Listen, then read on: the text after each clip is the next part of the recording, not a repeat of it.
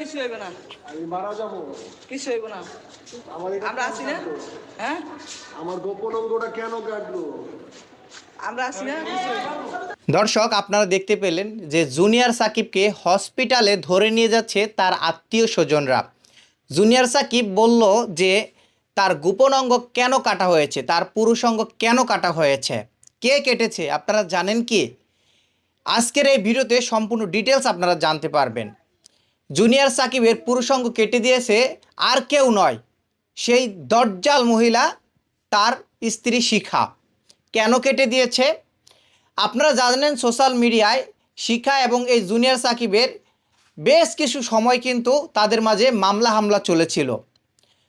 সর্বশেষ তারা কিন্তু আবার একত্রিত হয়ে আবার সংসার করতেছিল, কিন্তু বেশ কিছুদিন ধরে জুনিয়র সাকিব এবং শিখার মাঝে, তার ওয়াইফ শিখার মাঝে পরকীয়ার একটি বিষয় নিয়ে তাদের মাঝে দ্বন্দ্ব লেগেছিল। সেই দ্বন্দ্বর জেরেই যখন জুনিয়র সাকিব আজকে ঘুমাচ্ছিল, তখন হঠাৎ করেই তার স্ত্রী ঘুমন্ত অবস্থায় জুনিয়র সাকিবের পুরুষাঙ্গ কেটে দেয়।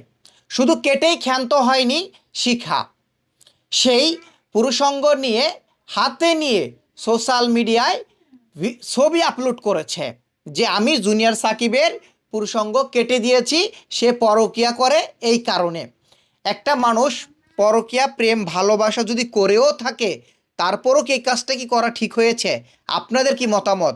আমার মতামতে কখনোই ঠিক হয়নি। আপনারা জানেন যে একটা মানুষ কতটা হিংস্র হলে এই ধরনের কার্যকলাপ করতে পারে। একটা মহিলা কিভাবে পারে তার হাজব্যান্ডের এই ধরনের কার্যকলাপ করে দিতে?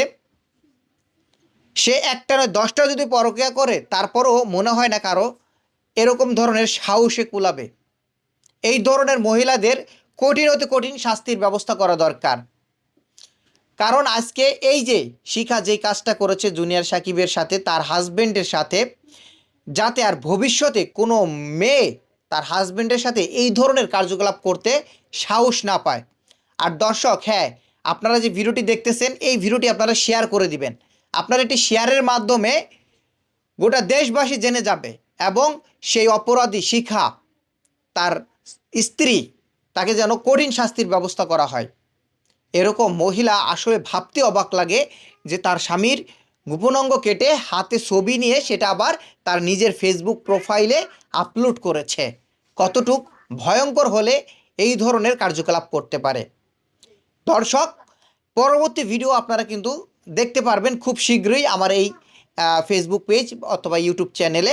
আপনারা যদি আমার চ্যানেলটি সাবস্ক্রাইব না করে থাকেন, পেজটি ফলো না দিয়ে থাকেন, তাহলে এখনই পেজটি ফলো করে ফেলুন, চ্যানেলটি সাবস্ক্রাইব করে ফেলুন। পরবর্তী ভিডিও খুব দ্রুতই আসতেছে জুনিয়র সাকিব সহ।